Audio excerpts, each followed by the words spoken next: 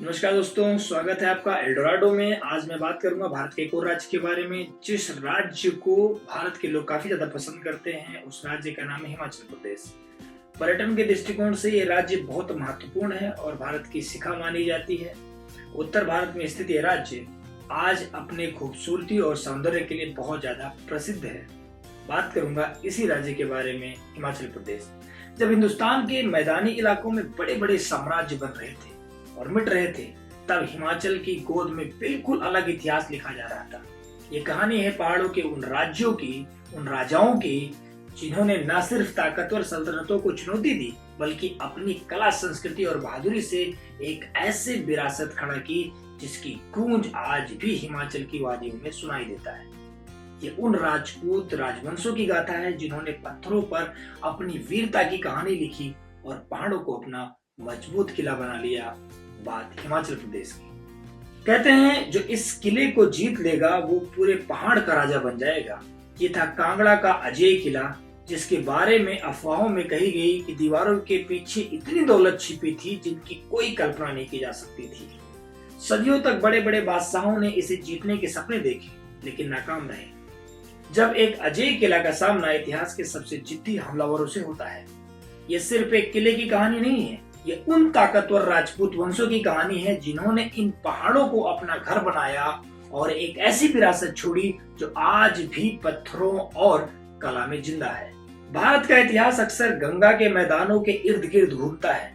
मौर्य, गुप्त और हर्षवर्धन जैसे महान साम्राज्य यहीं से चले, लेकिन जैसे ही मैदानों की ये बड़ी ताकतें कमजोर पड़ी, इसका बड़ा असर पहाड़ों पर भी दिखना शुरू हो गया। गुप्त और हर्षवर्धन साम्राज्य के बिखरने के बाद पूरे उत्तर भारत में एक उथल पुथल का माहौल था।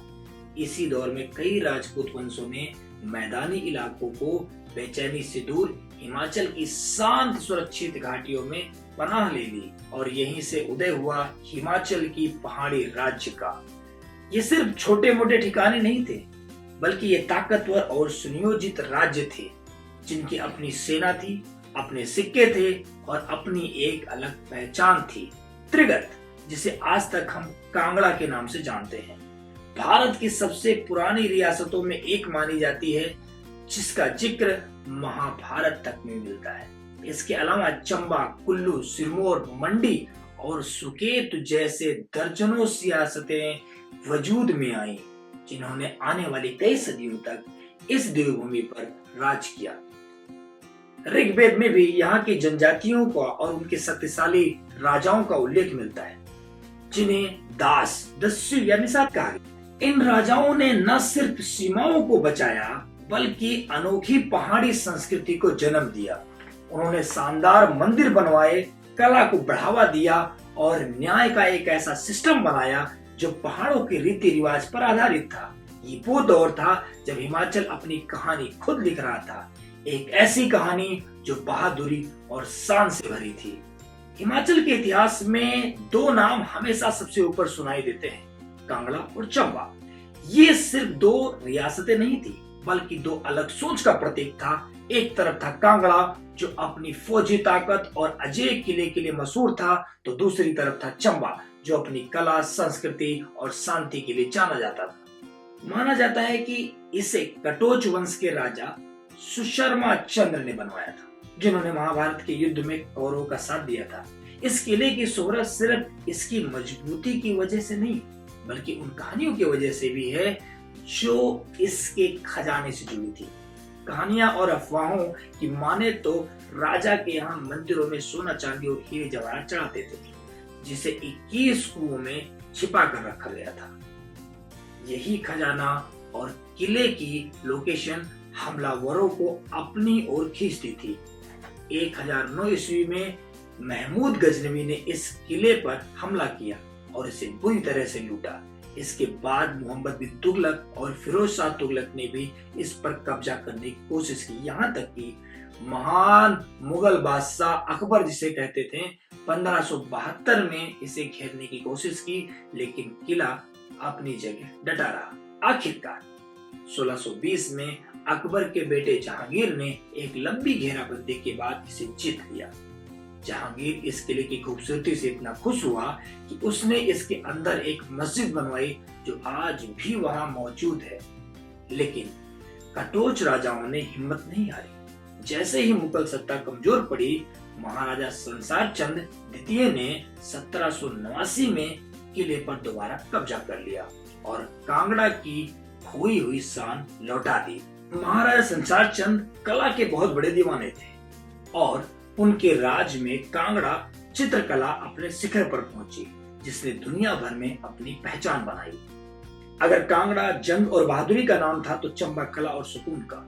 रावी नदी के किनारे बसी इस खूबसूरत रियासत की नींव 1920 ईस्वी में राजा साहिल वर्मन ने रखी थी। कहते हैं कि उन्होंने अपनी बेटी चंपावती के नाम पर इस शहर का नाम चंबा रखा था। साहिल वर्मन की चंबा के इतिहास का सबसे अहम शासक माना जाता है। उन्होंने न सिर्फ एक नई राजधानी बनाई, बल्कि चंबा को मंदिरों के शहर के तौर पर मशहूर किया। उनके जरिए बनवाया गया लक्ष्मी नारायण मंदिर कॉम्प्लेक्स, जो आज भी चंबा की सबसे बड़ी धार्मिक और आर्किटेक्चरल धरोहर है।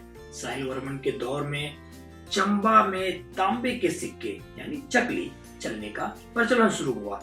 एक और दिलचस्प कहानी उनके गुरु योगी चरपटनाथ से जुड़ी है, जिसके आशीर्वाद से उन्हें 10 बेटे और 1 बेटी हुई थी।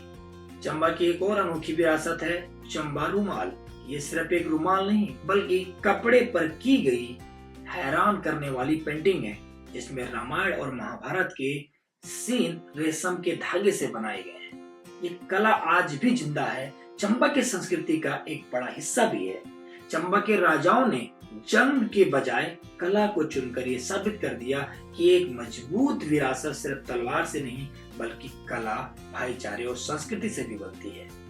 पहाड़ी रियासतों की जिंदगी विरोधाभासों से भरी हुई थी। एक तरफ उन पर हमेशा बाहरी हमलावरों का खतरा मंडराता रहता था। तुर्क, मुगल, गोरखा, सिख सब ने इन पहाड़ी राज्यों पर अपना दबदबा बनाने की कोशिश की। तो वहीं दूसरी तरफ इसी तनाव और संघर्ष के बीच एक अनोखी और जिंदा दिल संस्कृति फल फूल रही थी। जब मुगल साम्राज्य कमजोर होने लगा, तो दिल्ली और आगरा के शाही दरबारों से कई कलाकारों और पेंटरों को पहाड़ों में लाया गया। इन कलाकारों को पहाड़ी राजाओं ने अपने यहाँ पनाह दी। इसी मेल जोल से पेंटिंग का एक नया स्टाइल पैदा हुआ, यानी एक नई रीति पैदा हुई, जिसे हम आज पहाड़ी चित्रकला कहते हैं। ये स्टाइल मुगल तकनीकी और राजपूत भावनाओं का एक खूबसूरत संगम था। गुलेर, कांगड़ा, बसोरी, चंबा और मंडी इसके सबसे बड़े सेंटर बने। इन पेंटिंग्स के विषय अक्सर धार्मिक होते थे, जैसे कृष्ण लीला, रामायण, शिव परिवार, लेकिन इसमें पहाड़ी जिंदगी और संस्कृति का भी बहुत बड़ा प्रचलन था और इसको खूबसूरती से दिखाया भी गया है। पेंटिंग के साथ साथ मंदिर बनाने की कला अपने चरम पर पहुंची। लकड़ी और पत्थरों से बने इन मंदिरों को पैंगोडा और शिखर स्टाइल आज भी आर्किटेक्चर के स्टूडेंट के लिए एक मिसाल है। ये मंदिर सिर्फ पूजा की जगह नहीं थी, बल्कि समाज और संस्कृति के केंद्र भी थे। राजाओं ने स्थानीय त्योहारों को भी खूब बढ़ावा दिया, चाहे कुल्लू का दशहरा हो या चंबा का मिंजर मेला। ये सभी उत्सव उन्हीं शाही परंपराओं की देन है, जो दिखाता है कि जंग और संघर्ष के साथ में भी इन राजाओं ने अपनी जनता के लिए खुशहाल संस्कृति का जीवन बनाए रखा। उन्होंने साबित कर दिया कि असली ताकत सिर्फ किलों और फौजों में नहीं, बल्कि अपनी संस्कृति और जड़ों को बचा कर रखने में होती है। 19वीं सदी की शुरुआत में पहाड़ों की राजनीति ने एक बार फिर करवट ली। नेपाल के गोरखाओं ने अमर सिंह थापा की अगुवाई में कांगड़ा समेत कई पहाड़ी रियासतों पर हमला कर दिया और गोरखाओं ने तबाही मचा दी। कांगड़ा के राजा संसार चंद को महाराजा रणजीत सिंह से मदद मांगनी पड़ी। ये एक ऐसी गलती थी जिन्होंने इतिहास बदल कर रख दिया। रणजीत सिंह ने गोरखाओं को तो भगा दिया, लेकिन बदले में कांगड़ा का किला, कई बड़े इलाके अपने सिख साम्राज्य में शामिल कर लिए। इसके बाद दौर आया अंग्रेजों का। उन्होंने एक एक करके सभी गोरखाओं को पहाड़ी राज्यों से भगाया और सारी रियासतों को अपने कंट्रोल में ले लिया। कुछ राजाओं को अपने राज्य में शासन करने की छूट तो मिली, लेकिन उनकी राजनीतिक आजादी अब खत्म हो चुकी थी। सालों से चले आए शाही राजवंशों का दौर अब सिंहासन के ढलान पर आ चुका था। 15 अप्रैल 1948 को 30 पहाड़ी रियासतों को मिलाकर हिमाचल प्रदेश बनाया गया, जो शुरू में एक केंद्र शासित प्रदेश था। इन रियासतों के राजाओं को अपनी सत्ता भारत सरकार को सौंप दी। आखिरकार 25 जनवरी 1971 को हिमाचल प्रदेश को एक पूरे राज्य का दर्जा मिला और यह भारत का 18वां राज्य बना और उसके पहले मुख्यमंत्री बने मिस्टर यशवंत सिंह परमार। आज उन राजाओं के सिंहासन तो नहीं है, उनके ताज अब महलों और म्यूजियम की शोभा बढ़ा रहे हैं, लेकिन उनकी विरासत आज भी जिंदा है। ये विरासत हमें कांगड़ा की टूटी हुई दीवारों में, चंबा के मंदिरों में, मूर्तियों में और पहाड़ी पेंटिंग्स के चटक रंगों में दिखती है। ये उस हिम्मत की कहानी है जिसने पहाड़ों को अपना घर बनाया और एक ऐसी संस्कृति को जन्म दिया जो वक्त के थपेड़ों के बावजूद आज भी अपनी पूरी शान से खड़ी हुई है। हिमाचल के शाही राजवंशों की कहानी सिर्फ राजा राजाओं की कहानी नहीं है, ये पहाड़ों के उन जज्बे की कहानी है जिसने हर मुश्किल का सामना किया और अपनी पहचान को कभी मिटने नहीं दिया। ये कहानी हमें याद दिलाती है ये विरासत सोने चांदी से नहीं बल्कि संस्कृति, कला और अपने लोगों की शान से बनती है। ये शान आज भी हर हिमाचली के दिल में बसती है। अगली बार जब आप इन वादियों में घूमने जाएं, तो इन किलों और मंदिरों को सिर्फ एक टूरिस्ट स्पॉट की तरह मत देखिएगा। जरा रुककर उन दीवारों को सुनिएगा जो आपको पहाड़ों के उन राजाओं की अनगिनत कहानियां सुनाएंगी।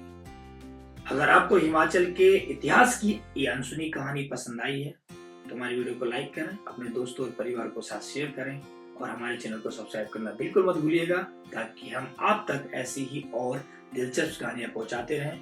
कमेंट में अपनी राय जरूर दें। तब तक के लिए नमस्कार।